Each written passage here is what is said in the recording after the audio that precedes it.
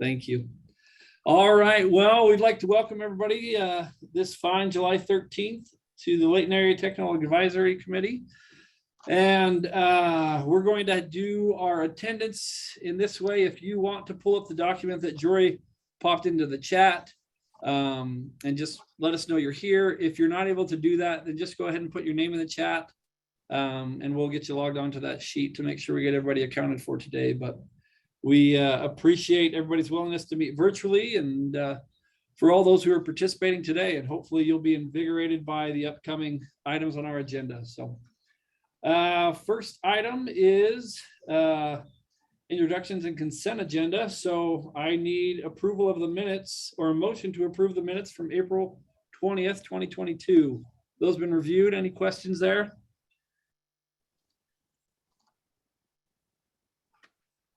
So moved. All right, Steve, I've got a motion to approve. Do I have a second?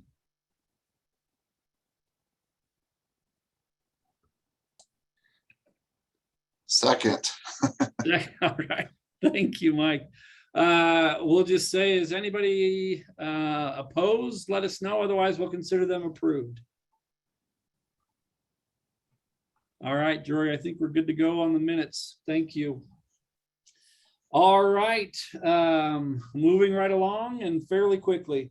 Item number 2 on our agenda today is stationary plans and HB 462, an item and information that we all love to talk about, and who else to hear it from but our one and only Megan Townsend. So Megan, we're going to turn the next few minutes over to you for a presentation on this invigorating information. Thank you, Spencer. Man, you're a good chair. I do what I can. Everyone awake and lively this afternoon. Okay, let me get my screen shared. Multitasking is not my thing. Okay, so the station area planning provisions of House Bill 462. I know that this doesn't apply to all of you. I'll try to make it interesting enough. I think it's good for everyone to be in the loop. For those that think this might not apply to all of you, though, I do encourage you to take a double check at these station areas. If your neighbor has a transit station that you might be part of. So maybe don't tune out just yet if you don't think this applies to you. So House Bill 462 is moderate income housing planning legislation. It does include all the provisions of station area planning as well. There's been several opportunities to learn about this. There's one more tomorrow. Lots of help here, but I'm going to go over just a second. Sorry, you're all in my way on my screen. Okay, but I am going to go over the basics of the provisions of the station area planning statute. I'm going to cover WFRC's approach to technical assistance and certification of station area plans and discuss some opportunities to learn more. The link at the bottom is a link to the station area plan webpage on our WFRC website. It's got the bill summary, the interactive map, any training opportunities, everything's on there. So if you'd like to go to that link and follow along at all, feel free. So the objectives of the station area planning legislation align really well, very intentionally, with our Wasatch Choice objectives. Station area planning landed in House Bill 462 in the housing bill because it was recognized by the legislature and the partners that worked on this policy that stations are a really great solution to our housing crisis we're experiencing. Certainly not the only solution, but putting housing units near regional transportation, particularly the transit mode, enhances access to opportunities and gives communities the opportunity to kind of protect some of the character, especially in some of the outskirts of Weber and Davis County that is appreciated so much. So we believe in the stations and the power they have to make a good impact on our region. And we're here to help with that. These objectives, so increase the availability and affordability of housing, promote sustainable environmental conditions, enhance access to opportunities, and increase transportation choices and connections. Those should sound really familiar, very aligned with our Wasatch Choice goals. The desire is for communities to not just check off the requirements of of station area planning, but also to thoughtfully plan around the stations and promote these objectives in a way that works for your city. So the requirements of the station area planning provisions, it needs to be a half-mile around rail station, fixed rail, front runner tracks, streetcar, and a quarter-mile around any BRT stations. So those in Ogden, that's that quarter-mile radius. I am going to try to pull up the map here. Are you seeing the map or are you still seeing my slides? Map, cool, okay. So the reason I want to pull this map up, you can access this from our website. My bandwidth hasn't been cooperating today when I'm on Zoom trying to navigate the map, but you can see it's the stations. Oh, you can see this Clearfield station here at least. It's all of the stations that this applies to, the boundary, this half-mile or quarter-mile, depending on the station type, overlaid with the Wasatch Choice Vision, overlaid with the centers. I think that's key because you'll see that a lot of planning is already being done in these station areas because the centers within our Wasatch Choice Vision naturally and intentionally align with regional transportation facilities. And so this is for most of you to whom this applies, this is not the beginning of your planning work in these station areas. So and the work that you've done already counts, it's part of it. And so we'll help you kind of bring that up to the requirements of the statute, but this is not the beginning of your planning efforts. I do encourage you to pull this map up, especially if you are not sure if you're in that station area boundary. It does catch, there are some station areas that catch a sliver of a community, and that means that the legislation applies to you. So spend a little time in there looking at your boundary if you're not sure yet. Okay, the station area plan components. So the station area plans need to contain 5 key things. There's some detail in the statute about all of these. There's more training opportunities to learn more as well, including tomorrow. But it needs to contain a vision, long-term vision for the area, a map that encompasses that station area boundary, although there may be a more specific plan area, you know, maybe navigating around some single family neighborhoods or whatever that is. A 5-year implementation plan, kind of the things that the city's going to take on to make the plan come to life, the things that are in your control, an explanation of how the 4 objectives that I read off earlier are met in your own way that meets the vision of your city, and your process needs to have a robust public involvement, stakeholder engagement. The MPOs need to be included, whichever MPO applies to you. So for you, WFRC, UTA needs to be a part of that. The public, businesses, property owners, right? The key stakeholders need to be at the table. I put a link to now after June 1st, the section of code is up on the Utah Code website. So there's a link to that on the bottom as well. And that's available on our web page too. Process here. So cities adopt station area plans, land use regulations, and any resolutions. This could be a resolution stating that prior actions fulfill some of these requirements. It could be a resolution that some of the requirements are impracticable for your city. If that's, again, those are details that we'll dive into further in other trainings and if you ever want to chat. There's technical assistance to help you with all of that. I'll get to that. Then the MPO will certify station area plans, certify that the requirements have been met for that station, and you'll include that certification in your report to DWS and that report contains all the other things that are in HB 462, like your modern income housing plan things. So that's the process in a nutshell. The MPOs were selected to be part of this certification because it's a jury of your peers, right? This is cities holding each other accountable for this work rather than necessarily the state reviewing it, right? So it's intended to be that, a peer review, and we're here to help along the way. Here's a high-level timeline. So the bill has now taken effect. July 18th, 5 days away, is the first deadline for applications for technical assistance.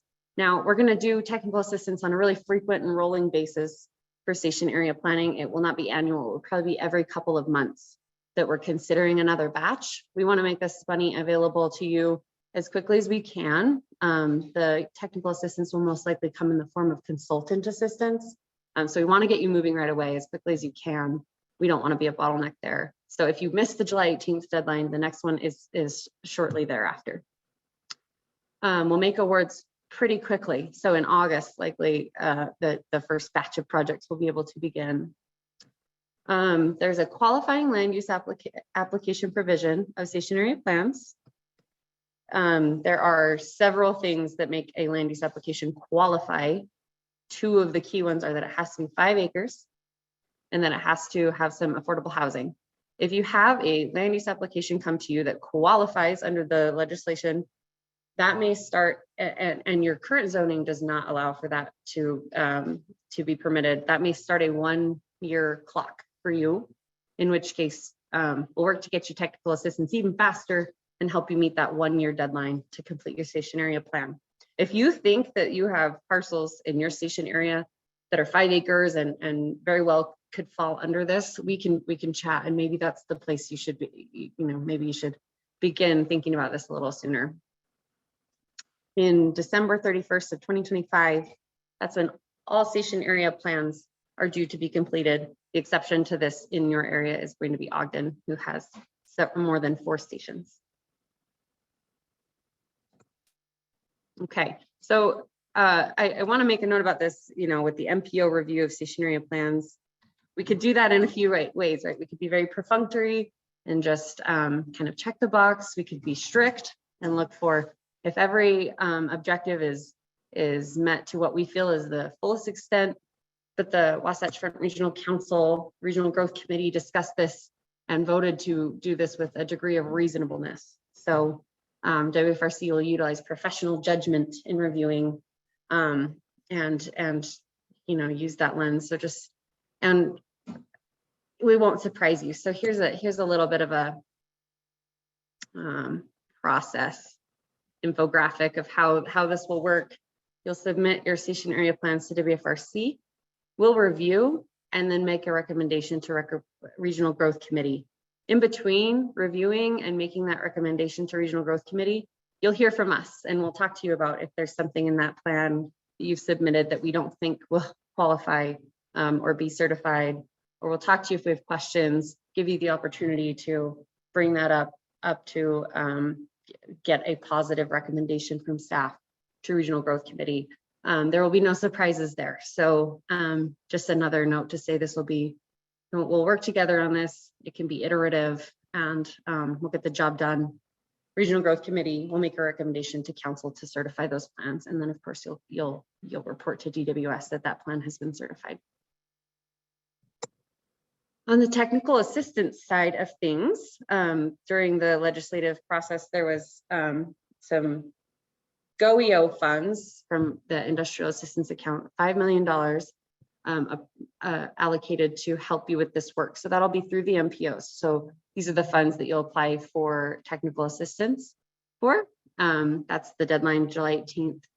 These funds are available for 2 years or until they're gone, and then we'll figure it out beyond that. We have other programs and ways of assisting you too.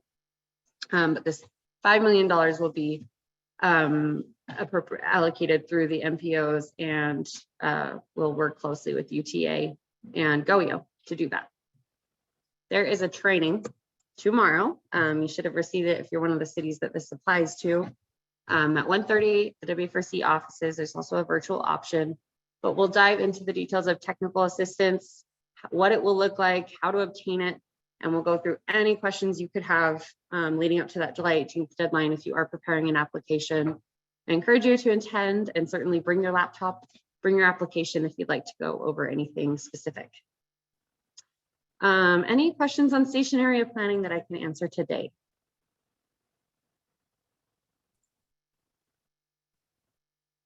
Okay. I don't see it either. Let me check the chat, Megan.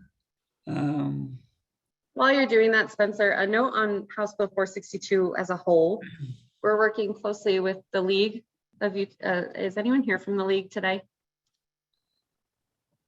I didn't pay close attention. Okay. We're working closely with the League of Cities and Towns with what they're doing on just getting more helpful resources out there to complete the requirements of HB 462 for moderate income housing plans. And DWS has updated their website with the new requirements. So that's a great resource as well if you're working on your moderate income housing plans. But we won't go into the detail about that today. Okay. The rest of it. No, that's great information. We appreciate it. I failed to message Mike previously, so I am telling you all today, I just registered for that thing tomorrow because I forgot to do it. So please, if you're impacted by HB 462, it's a great opportunity that WFRC is providing all of us to just keep up to speed on these things. So Megan, thank you for your presentation. The one question we had was, Brandon wanted to know if this is being recorded and available for future viewing. I think that it's recorded. I know that, Joy, but I don't know about future viewing, especially if Brandon's the only one who wants to watch it in his spare time. So anyways. Are you, Brandon, are you referring to this meeting today or the one tomorrow? To Today? this meeting. Okay. Okay. The meeting today will be put, Rosie, I think, put in the chat. It will be available, uploaded on our website underneath the TAC piece. You can view it there then. Spencer, I expect that you fully watch these again. What do you think my weekends Sunday are, evening. Jory? What do you think my weekends are? Yes. Yes. Nothing else to do. Jory, one thing I failed to do was just let everybody know the change in case they didn't pull up the agenda that you put in the chat there, just the change in the agenda, moving item 6 used to be item number 2, but we moved it down the list a little bit. So just so to keep everybody up to speed on where we're at with that. So I failed to mention that at the beginning of the meeting. So no other questions on stationary plans or House Bill 462? Okay. All right. Then we are going to move on to item number 3, parks and public spaces. And we're going to turn some time over to the Michaela Jordan to talk to us about those two things. So Michaela, take it away. Thank you for that introduction. You betcha. Yeah, so today I'm talking about parks and public spaces. We're going to hit on 2 major things. One, the ways that WFRC believe we can offer support in this space based on feedback you all have provided in previous meetings. And 2, some planning technical assistance opportunities in general. Earlier, we had been using the phrase green infrastructure to talk about these sorts of things. And after lots of discussions and comments, we've realized it's a sort of a jargon term and that people interpret it in a lot of different ways. So we're going with the simpler parks and public spaces for now, but talking about the same types of things. So what we heard from you all is that communities are facing a growing demand for parks and public spaces amidst several different challenges such as development pressure, connectivity challenges, and various planning needs. And hopefully WFRC support can help fill some of these gaps. So we have 5 support options and ideas to bring to you all today. So I'll go through those quickly. The first is that WFRC and our partners develop data and analyses useful for communities, expanding upon work such as the existing Wasatch Front Park and Trail Accessibility Interactive Map. Using this map, you can look at 10-minute walk sheds to parks throughout the region. So the idea here is that there are types of data that would be helpful for you all when you're planning around parks and public spaces that we could work to develop and provide that data. The second is that WFRC and our partners could continue to provide technical assistance through the Transportation and Land Use Connection Program for sub-regional parks and public spaces planning efforts.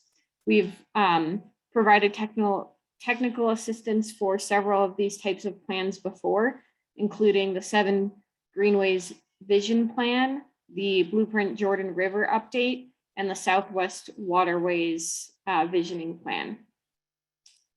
So if you and your neighboring communities know that you would like to have some joint planning work done on your parks and public spaces and how they connect, that might be a really good fit. We additionally could provide technical assistance through Your Land, Your Plan. This is essentially a subset of the Transportation and Land Use Connection Program funded by Intermountain Healthcare and Zions Bank. And through this, we could provide technical assistance on planning efforts such as ordinance audits, resilience plans, and public asset utilization assessments.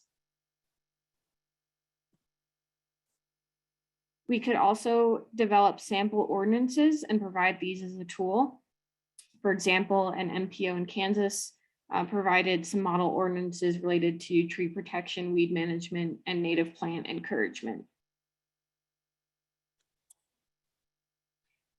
And finally, another way we could support communities in this space is that as we all work on our shared Wasatch Choice vision in the next cycle, we can develop a collective vision for parks and public spaces. Currently, it is in our Wasatch Choice goals, in several of them. There's a goal on ample parks, open spaces, and recreational opportunities, and there's a goal on livable and healthy communities. And so this would just be kind of flushing that out, that vision out more, and working towards those goals. So really quick, I'm going to go over some of the planning technical assistance that relates to this effort and other planning efforts. So we have the Transportation and Land Use Connection Program and the Your Land, Your Plan effort, and Parks and Public Space related planning work could fit into either of those, depending on what kind of work you'd like to do in that space. For both, the application cycle really starts in September with the letter of intent is due then, and then the application is due in December. From now until then, we'll just be working to flush out any ideas that you have. You can call us whenever to chat about those ideas, and we'll be holding some idea meetings in August around different topics. So you can come and share ideas with other communities and see what planning technical assistance you might want to pursue this application cycle. So with that, I'll just put up the 5 ways we can provide support in the parks and public spaces realm, and just want to open it up for your feedback. Now, are these helpful? Is this support what you are looking for, and can it help your parks and public space planning needs? So we'd love any feedback. This is all for you all based on the feedback we heard in previous TAC meetings.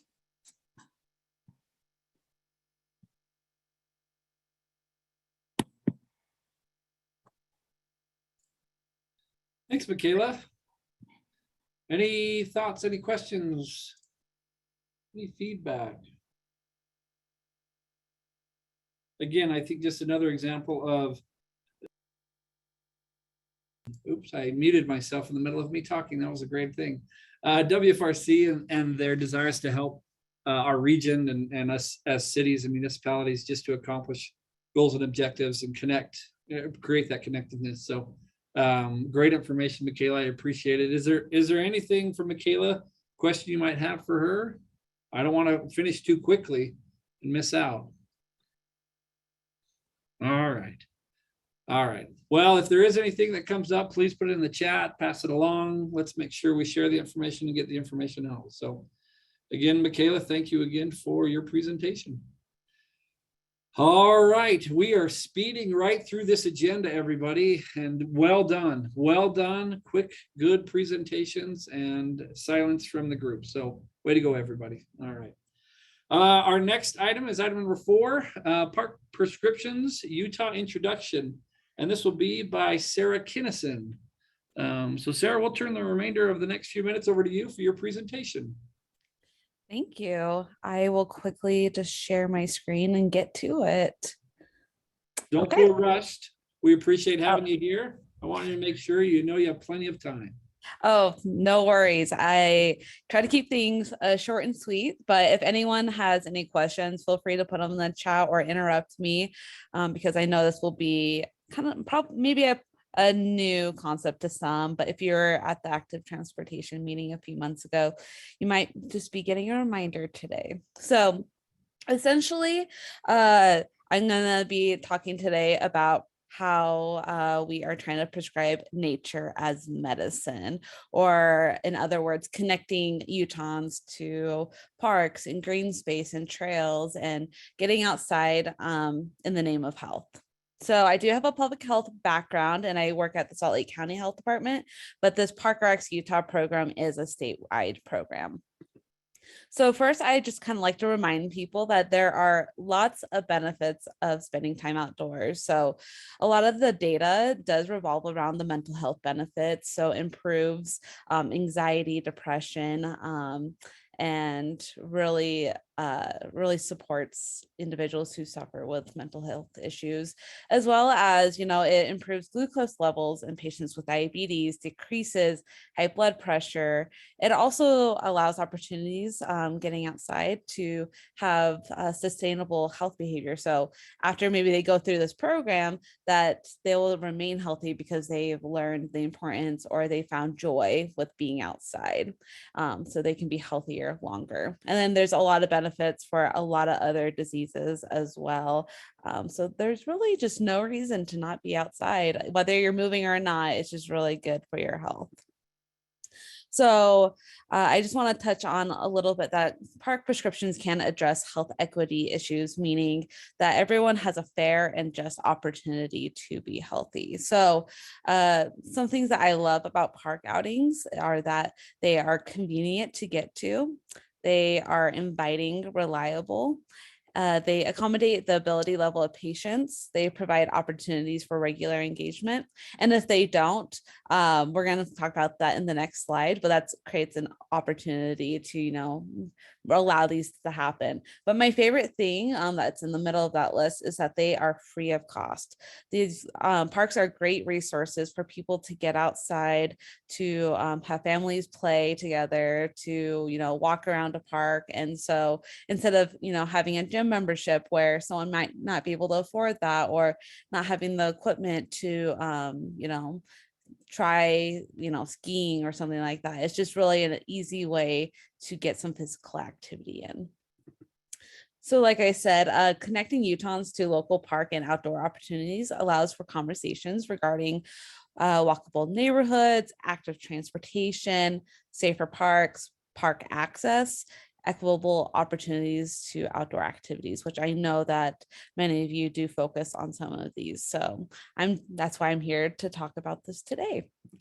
But first I wanted to, kind of share a little bit more about what does a park prescription look like. And I want to, before I start with this, park prescriptions don't have to be all in a clinical setting. So traditionally you'll see it with a doctor, but you don't have to have a medical license to give this kind of prescription. So like a school counselor could do this, a worksite wellness coordinator could give park prescriptions. There's a lot of room to expand and be really innovative with this.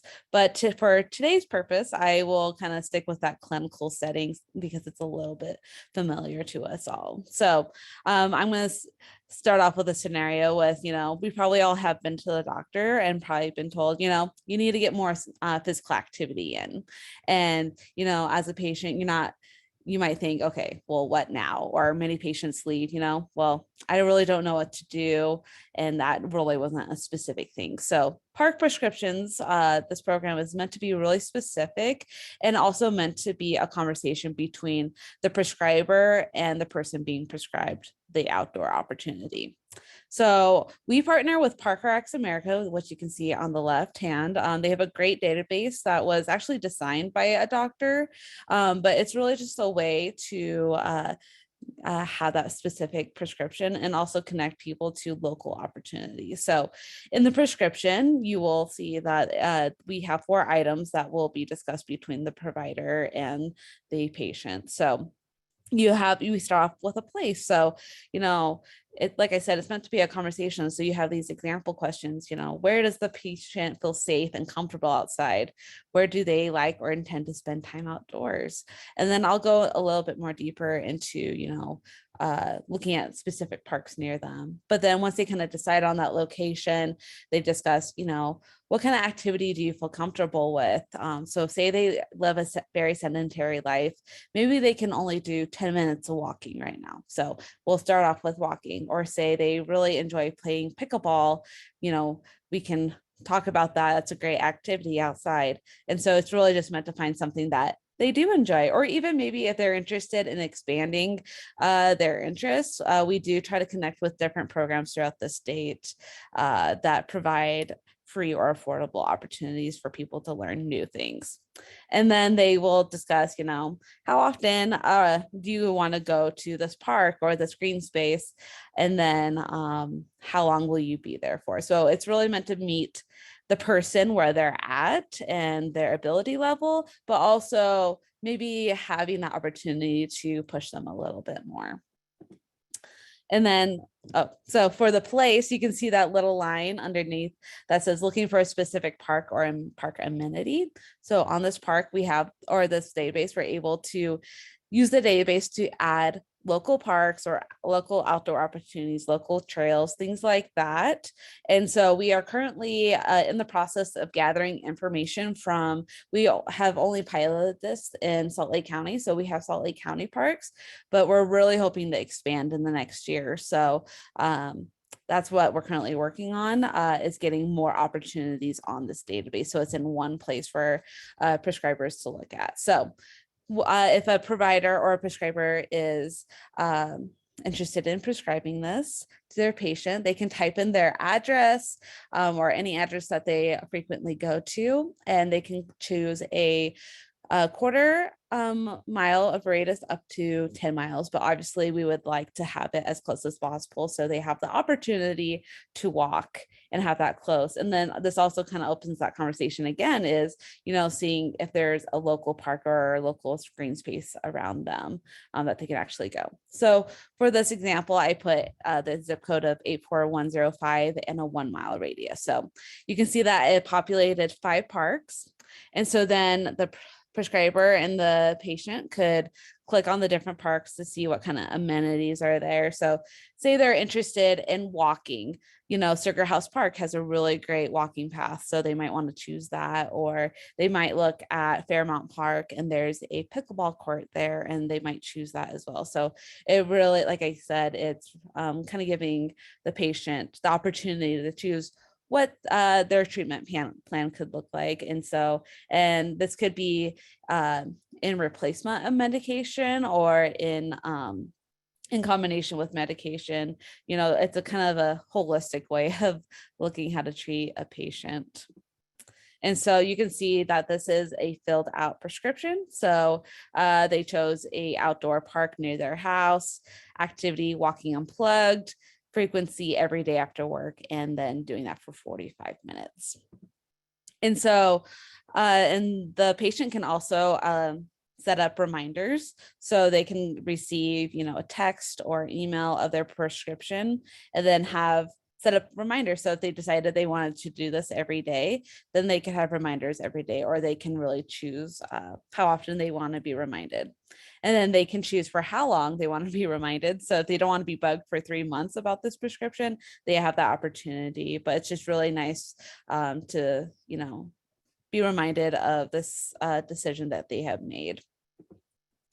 And then on the patient's side, this is what their prescription will look like. They have their prescription code at the top, and then they have the details of what they decided on there. And when they actually go to the park, then that's how they fill their prescription. Instead of, going to the pharmacy to fill their medicinal prescription, this is what it looks like. So that's a general idea of what that looks like. But now I wanted to talk to you guys about our coalition here in the state of Utah. So ParkRx Utah is a multi-sector initiative whose mission is to prescribe parks and other recreational settings to prevent chronic conditions, improve physical, social, and mental health, and promote wellness by collaborating with partners and connecting all Utahns to parks and other recreational sites.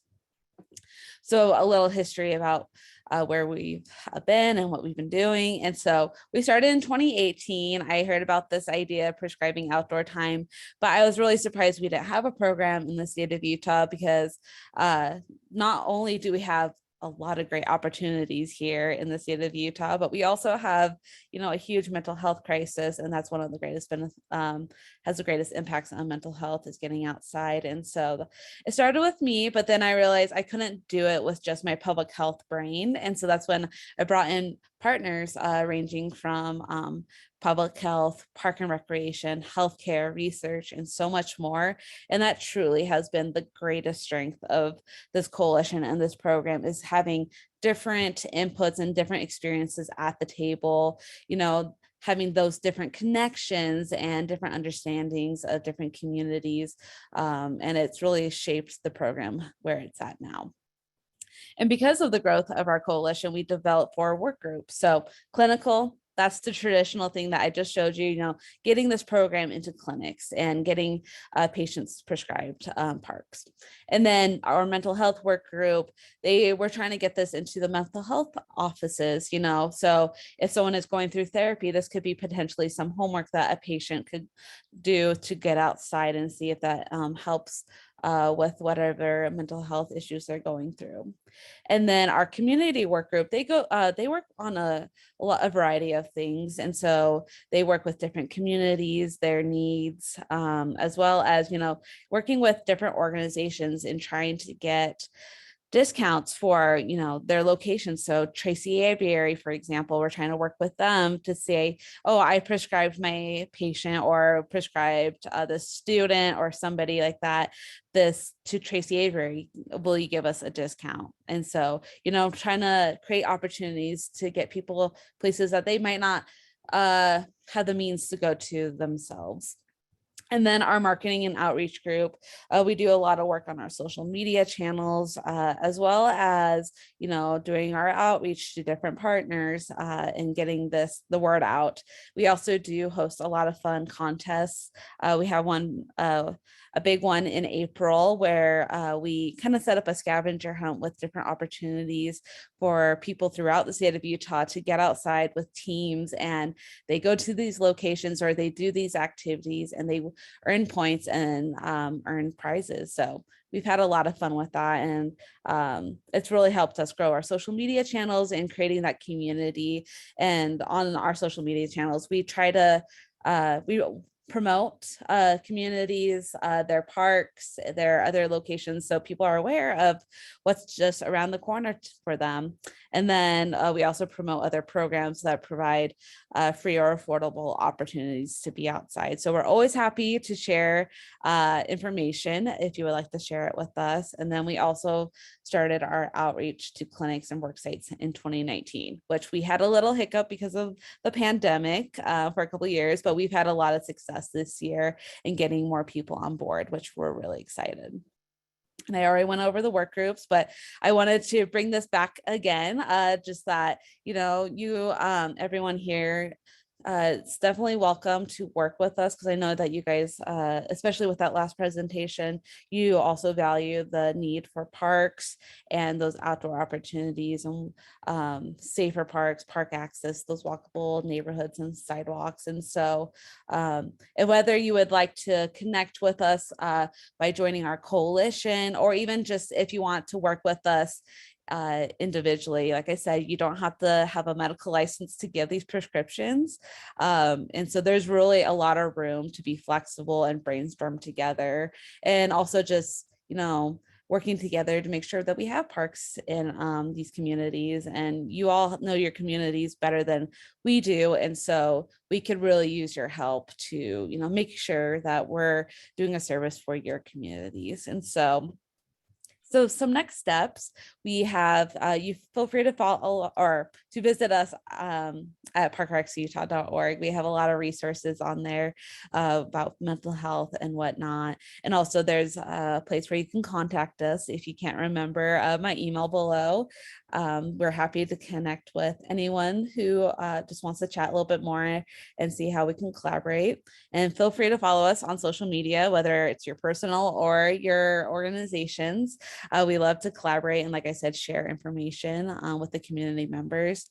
And then feel free to contact me at skinnison@slco.org. I'll also put it in the chat after this if you'd like to be part of the conversation, like I said, whether it's as part of our coalition or if it's just directly with your community. So that is it.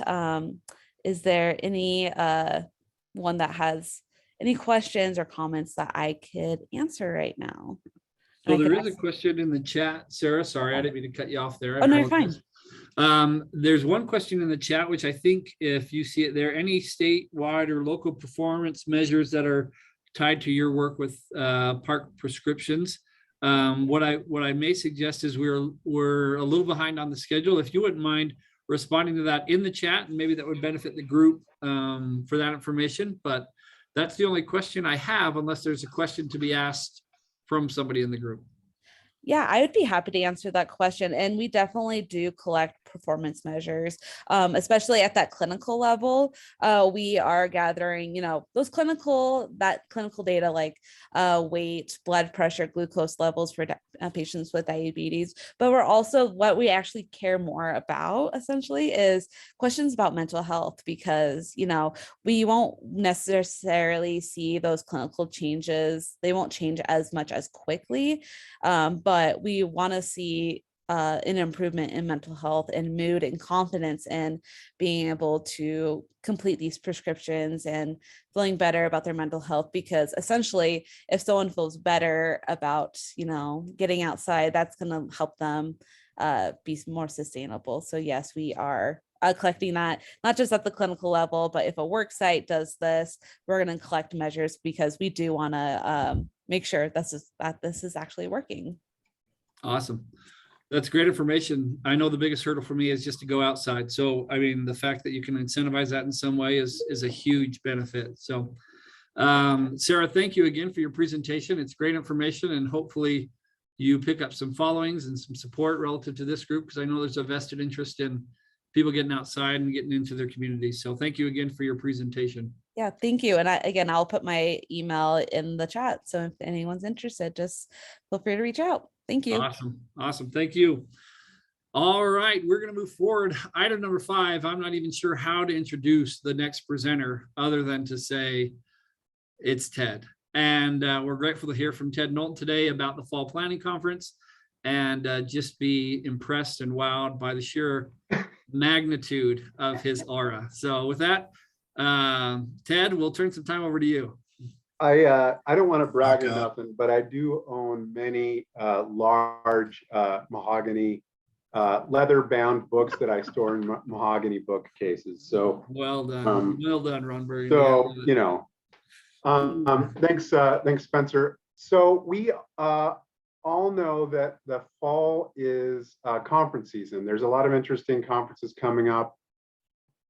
Where I'm headed is I want to invite you to be part of the brainstorming and possibly organization of some session content. Really, that's where I'm going.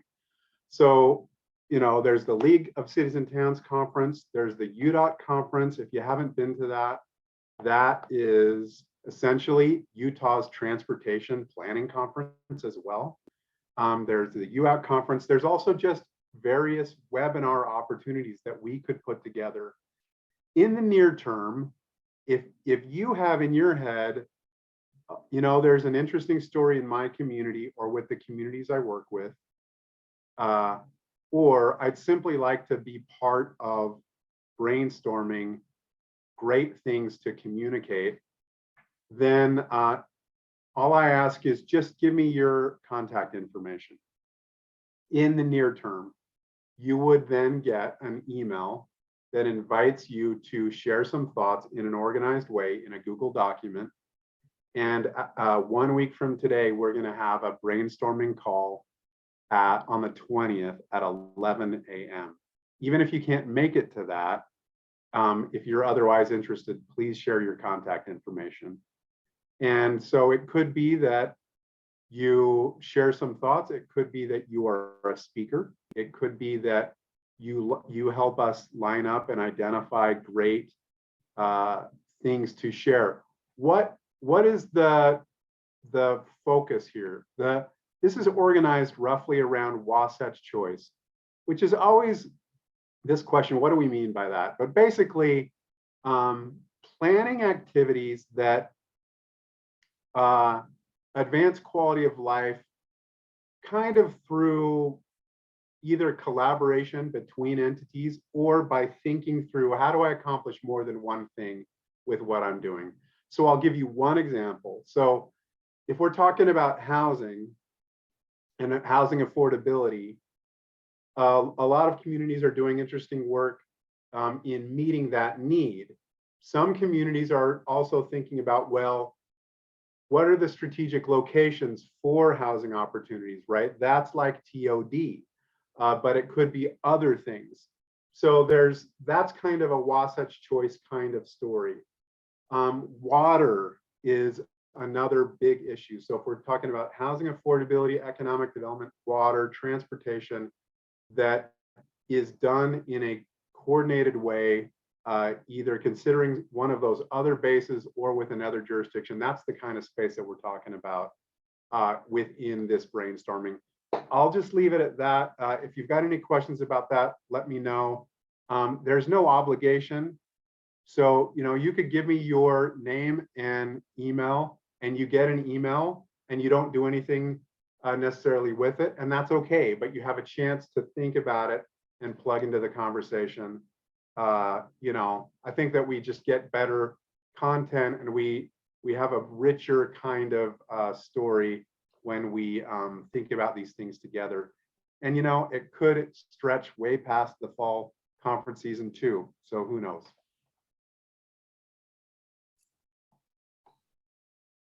Awesome. Thanks, Ted. Appreciate that. I'll put my email address in the chat if you want to reach out that way, or you could even just put your contact info in the chat here. Either way is good. Thanks, Spencer. Perfect. Thank you. Appreciate that. Appreciate the information. And as always, looking forward to the fall planning conference, and what an opportunity to get together and rub shoulders, but also to learn some good things from people across the Wasatch Front and outside of the Wasatch Front. So, all right. Thank you. All right, now on to our item that was moved lower on our agenda. Household and job forecast viewer. This is going to be the analytics group. I think Bert is leading this charge. Is that correct? You got it, Spencer. Yeah, nailed it. I was Thanks, told you Bert. might not be here, so I'm delightfully surprised. I'm delighted to surprise you. So you're Right welcome. on. Yeah. Thanks, Bert. All right. Well, if you remember, back in the April meeting, I presented about the real estate market model and WFRC's forecasting efforts, and specifically the household and job forecast that we use the real estate market model, or REM, to inform. Well, let's see if I can get this working. So the household and job forecast basically is looking from 2019 out to 2050 every year, and forecasting population, households, and employment by sector. And we're doing this at the traffic analysis zone level, and also at these things that we call city areas that look a lot like cities, especially with the new improved TAS that we're in the process of releasing, because we build the city areas up from the traffic analysis zones. And like, this is an important data set. We use it all the time within WFRC, in particular for project prioritization, right? It's informing the travel demand model. It's also relevant to environmental studies, and also just kind of a good resource for economic development and resource planning, like water, that kind of thing. So we will update the forecast every 4 years. And to do that, this time around, we updated all of the input data layers that go into this real estate market model, demographic and housing information, employment, job locations, local land use policies, and then parcel information from the county assessors. And we're just now finishing what we're calling our preliminary draft forecast. And I'm more or less here to share it with you. We have a web map that lets you kind of jump in and check out your city. And ideally, if you see anything that you think that we need to work on in the coming month or so, we'd love to get feedback from you. And I'm going to show you how to use the web map, and then also how to jump in and leave some comments for specific areas. Does that sound like a plan? Okay, so we're focused on where people are going to live and work in the future, and that's just a foundational building block for a lot of the planning work that we all do. Okay, so this is the web map, but just for fun, I'm going to go paste the URL. I remember how to paste in here, and then if I can find the chat. Where'd you hide it, Spencer? There it is. Paste that in just in case anybody wants to grab that, and hopefully check it out later, or just you can ignore me and start checking it out if you really want to. I won't take offense. And so okay, by default, this household and job forecast viewer map is going to load, and we've got two modes, and the default mode it loads at is showing the annual forecasts themselves for each year. It looks like it loads 2050 by default, and it has this other mode, which I'll touch on really quickly at the end, but I think it'll be self-explanatory, called change, which lets you look at the change in population, jobs, and households between any 2 years. So right at the top, you've got the first choice in the interface is the map geography level. Do you want traffic analysis levels zones, or do you want to view those city areas where we aggregate everything up to the city and show the forecast there? And then you've got, what year do you want to look at? They're all there. It's pretty performant, so they'll load in pretty quickly. Just for fun, let's go look at 2030, just so you get a feel for this. So right now it's showing you the forecasted household count for each city area in the year 2030. We can click on any city we want to. I was going to use Layton as an example, and it's going to show you the raw data at 5-year increments over here in the table. It'll highlight what you're looking at right now, which is households in 2030, but show you five-year increment data, and you can pivot between counts and densities in the map. So if I want the map display to show densities, it can do that. Same thing with the data table down here between counts and densities. But I think it's a good place to start looking at city area forecast, but we really want you to dig in to the detailed TAZ level forecast in this draft product.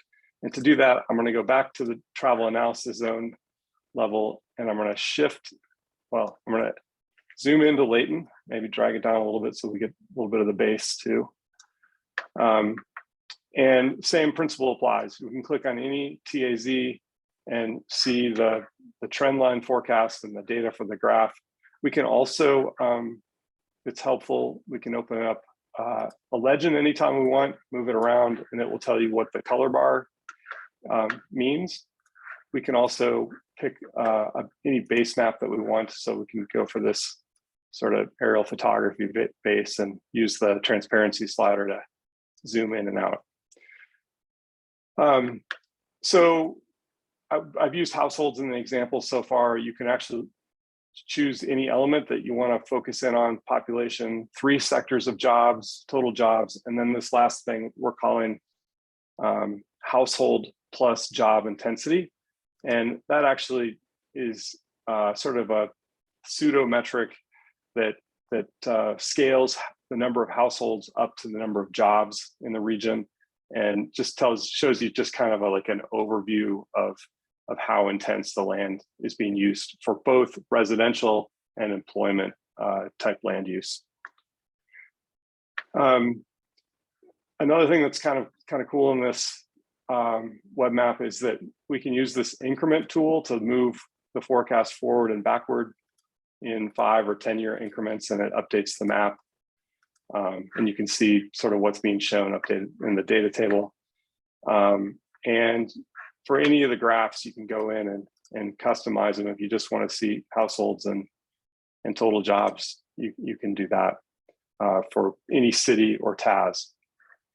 So the last thing that I want to demo, and I'm moving kind of quickly here, but certainly take comments, questions afterwards or after the meeting. We've got 2 buttons to access this comment functionality. So I'm going to click. I can figure out where Spencer put the mall. Yeah, I'll click on the tabs for the Layton Mall. And I'm going to click on either submit feedback here for this tab, or I can access the same functionality in the upper right corner. It's going to open up a feedback panel. You can put in your email address, and then type in a comment you want and submit it to us. And that's really helpful because we get, information about the specific area that you think is high or low, or maybe the timing's not the way that you'd like to see it. And you put your comment in, type it in. That's pretty useful stuff. Hit submit, and you'll also be able to see the comments that were placed ahead of you. So it's a good way for us to kind of track our response to comments that are left. I said I'd conclude by looking at this change mode. This is pretty intuitive. I think for any of these metrics, you can look at the amount of change that's happening at a density or account level, just like the rest of the map interface. But you get to set the year that the change is being calculated between. So if you want to see change between, we'll say, the base year 2019 and 2035, it will update the map to do those calculations. All right, I'm going to go quickly back to the slide deck, get that working, and just say we're hoping to get feedback from cities, counties, other stakeholders by the end of the month. And feedback on the forecast. I mentioned the comment function within the web map. But you're also welcome to reach out to anybody at WFRC, in particular the real estate market model team, which is myself, Andy Lee, and Josh Reynolds. And Jory insisted that we put our most recent school pictures in the slide deck. So there they are. I've got wallet size if anybody wants one. I'm just kidding. All right, that's what I've got. I'll just pause real quick to see if anyone has questions or if we've got time for questions, and otherwise back to you, Spencer.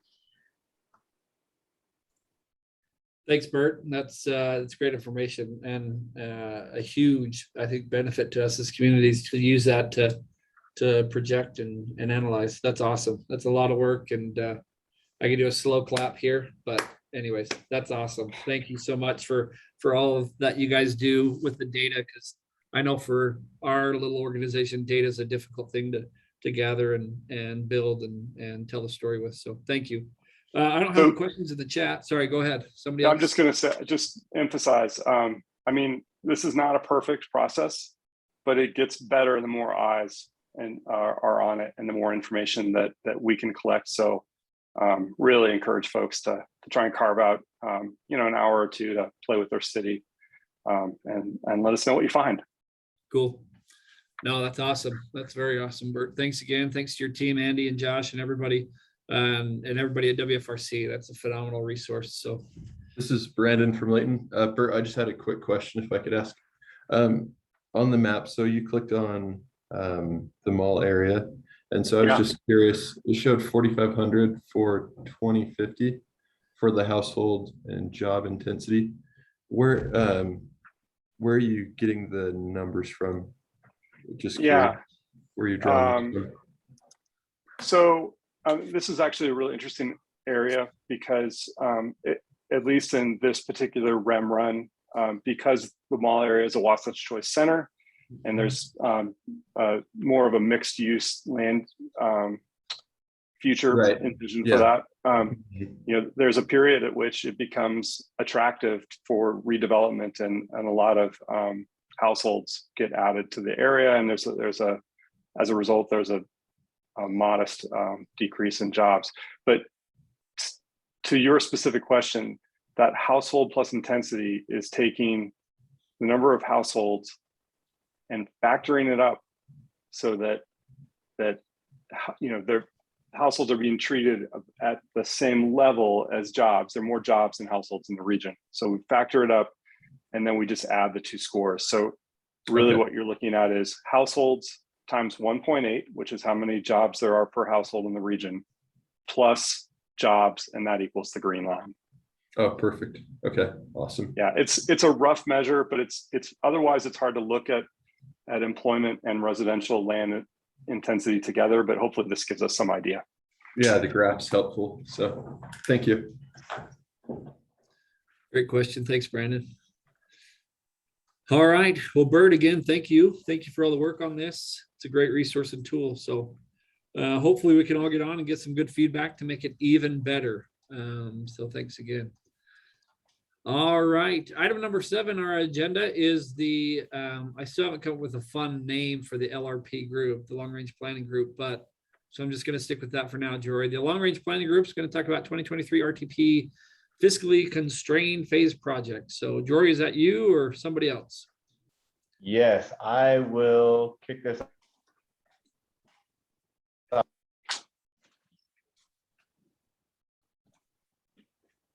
Okay, am I here? Am I back? We can see you or see your All right. presentation.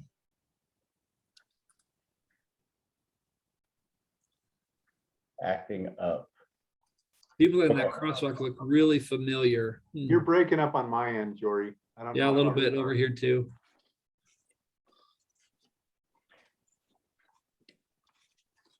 Probably went Or to that maybe turn off spiritual- your camera while you're sharing your screen.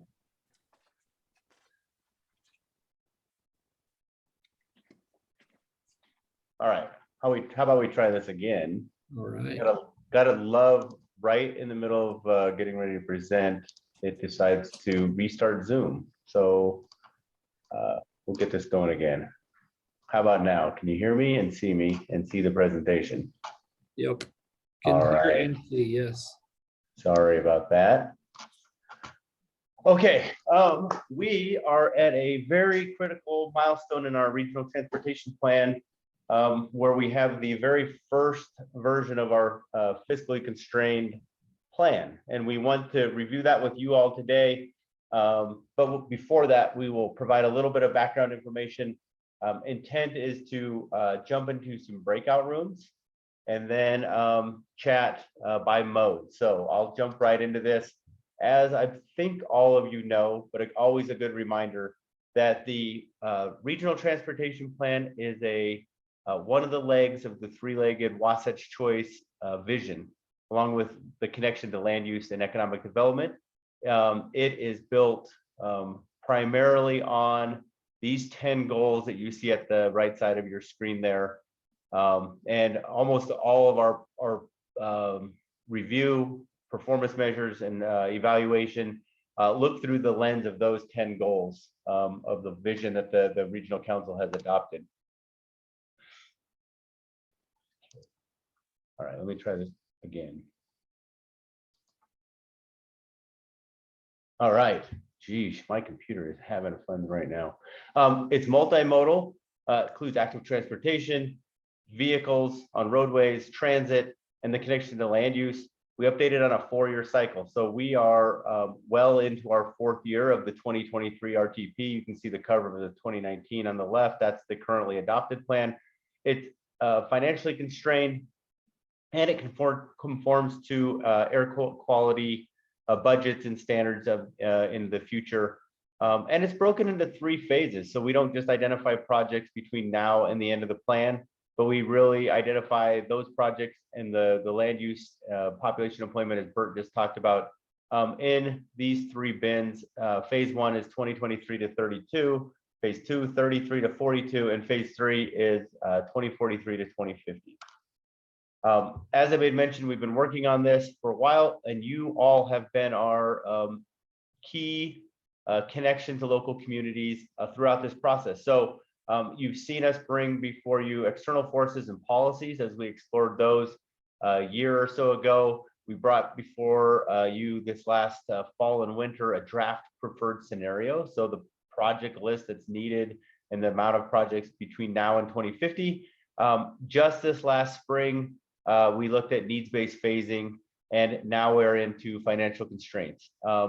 Looking forward, we'll have some workshops. We'll talk a little bit more about that later, with ultimately a public comment period and final adoption May 25th, 2023. How we got to the preferred scenario, we worked very closely with our partners and key stakeholders, UDOT, UTA, and key landowners and agencies across the region. And we meet with you all at our Wasatch Choice workshops, and you can see on the map here the 8 workshops along the Wasatch Front that we met with you all in. 2 in Weber County, 1 up in Box Elder, and the 2 in Davis cover this area. We are planning to still use these areas this fall when we come out to the 2022 workshop. So expect very similar workshops, although plan for them in person. So a little promotion and plug. We also had a preferred scenario map that analytics group helped us put out there, allowed for comments, super helpful. I think we had like 500 or 600 comments total on the preferred scenario. So we got a lot of input on it. Feel comfortable with that. We next developed phasing criteria, and as I had made mention, these were all through the lens of the Wasatch Choice goals. And you all helped us identify not just the criteria, but how we were going to evaluate them, and then the weighting. So you can kind of see some examples there and these AT, roadway, and transit, the list there. This is all available on our website if you want to go back and review, but we use this to score each project within a mode against each other. And that helped us identify when a project was needed. And so we had the public comment and period, or not even a public comment, a comment period that we had sent out the interactive map to you all, the planners, through RGC TAC and the Transcom TAC, the engineers, and we received almost 300 comments on needs-based phasing. So we've worked back and forth through emails, phone calls, one-on-one meetings with you all, along with coordinating with UDOT and UTA along the way. So that brings us up to where we are now. During this whole time, we've also been working with the 3 other MPOs in the state on looking at revenues and expenditures for transportation, all 3 modes across the state, updating growth rates for sales tax, fuel taxes, registration fees, things like that. Also updating the project cost and operating expenses for transportation projects. Looked at our assumptions on local option sales taxes, and then also updated the state funding for the TIF AT, the TIF first last mile for active transportation, since we did not have those in the previous plan. And we updated the revenue assumptions to reflect the most recent federal funding through the IIJA allocations this last spring. So we now have a financial model that all MPOs and the state will use for all of the long range plans that will be adopted this next summer. So that we have worked on. And now Julie will kind of walk you through an overview of the financially constrained, this first cut draft plan, give you a little background of that information. So Julie, to you. Okay, thanks, Jory. So like Jory mentioned, through the financial models we have and the revenue sources that Jory mentioned before, this is how much available revenue is expected through existing and assume new revenue sources. So on the active transportation side, we have just under $1 billion. We're expecting about $700 million over the period of the plan. On the road side, we're expecting about $17.7 billion of capacity revenue. And then on transit, $5.2 billion. On the transit side, this goes to capacity as well as operations of those new lines and state of good repair. So I'm going to go through each of the three modes and just give you a comparison of the needs-based phasing versus how much revenue we're expected to have. So on the roadway side, we have about $25 billion of total needs. This is both the state system as well as the local road system. About 53% of that, or about $14 billion, is needed in phase one. About $6 billion is needed in phase two, and then about $9 billion is needed in phase two, and then about 10% is, so around $2.5 billion is needed in phase three. If you look at the revenue side of the equation, we're only expecting to get about just under $18 billion, that's 17.7 number. So you can see that we have about $7.5 billion of needs that we won't be able to cover with the revenue that we're expecting. And this revenue includes all existing revenue sources for roads, local option sales taxes, TIF, gas tax, and includes some new sources that we would have to take action to get. So that includes additional local option sales taxes, for instance, additional registration fees. In phase one, we can only afford about $7.6 billion, and we have almost twice that amount of need. So you can see that a lot of those phase one needs are going to have to go to phase two, but we also have phase two needs that we can't afford. So some of that's going to have to go to phase three, and essentially all of phase three will be unfunded. So we'll have about, like I said, let's see how much unfunded need will we have. We'll have about $7.5 billion of unfunded need. About $4.5 billion of that is on the state side, and then about $3 billion of that is on the local side. Jory's next slide. Julie, one thing that we'll send out in a follow-up email is on the local side, we've identified quite a few projects through the your local transportation master plans.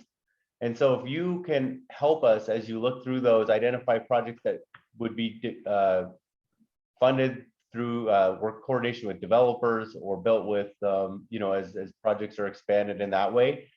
We don't normally put that revenue in there, and that would help shore up some of this if that's actually going to happen and you feel comfortable with that. So look for that in our email. Good point, Dory. Thanks. On the transit side, we have about $11.5 billion worth of need, and that you can see is divided about 20% in phase one, about 50% in phase two, and then about 30% in phase three. Compared to the revenue side, we only have about $5.5 billion in new revenues and existing and new revenue sources to cover the capital operations and maintenance of new transit routes. And this includes local option sales taxes, as well as some federal funding. And then we estimate additional fare box recovery that's coming in.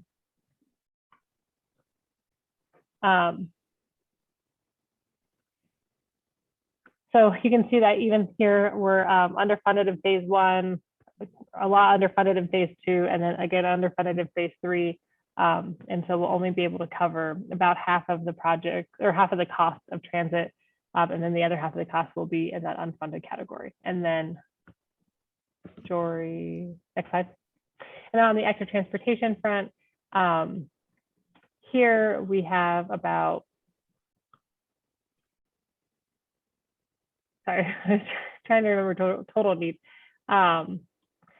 Just over $1 billion of total need, with about $600 million in phase one, about $200 million in phase two, and then about $250 million in phase two and three.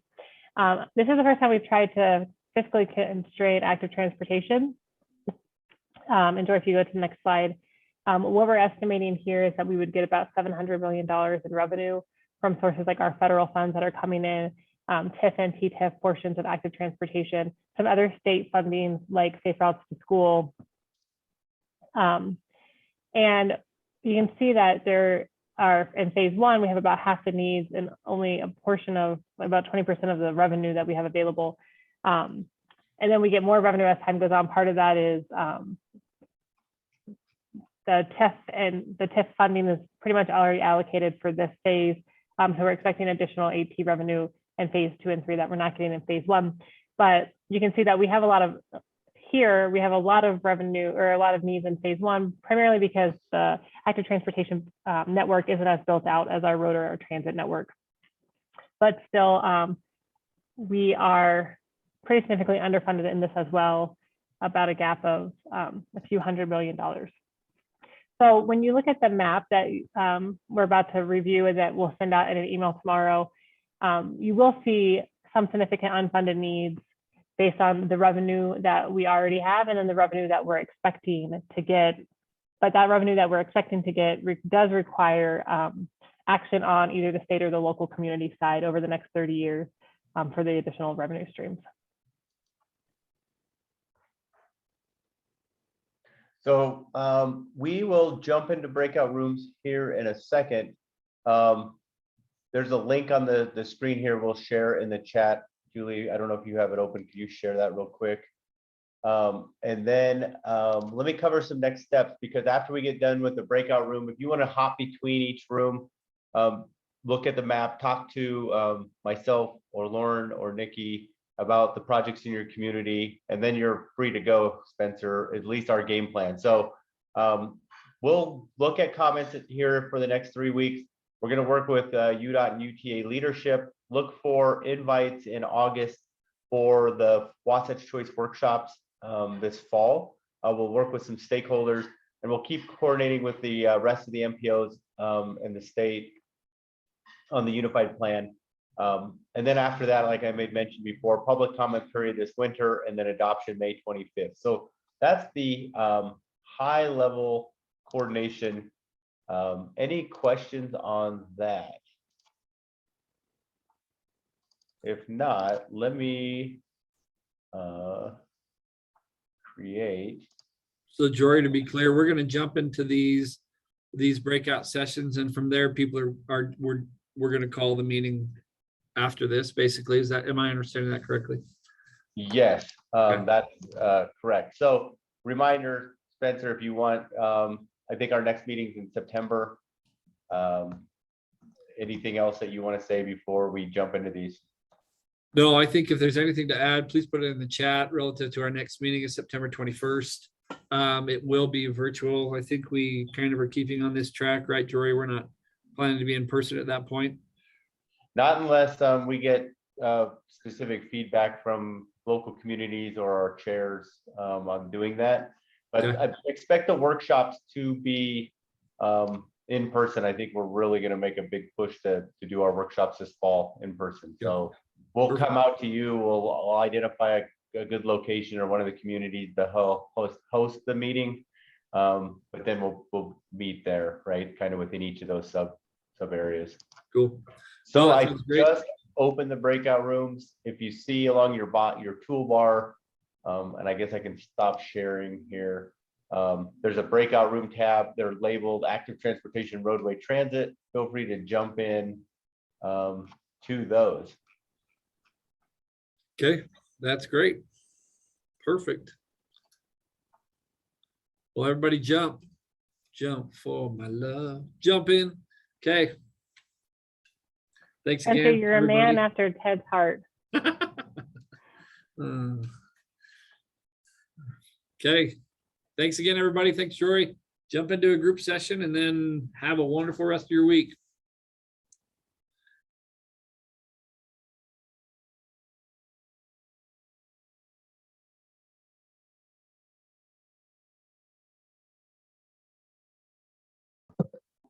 Hi, Julie.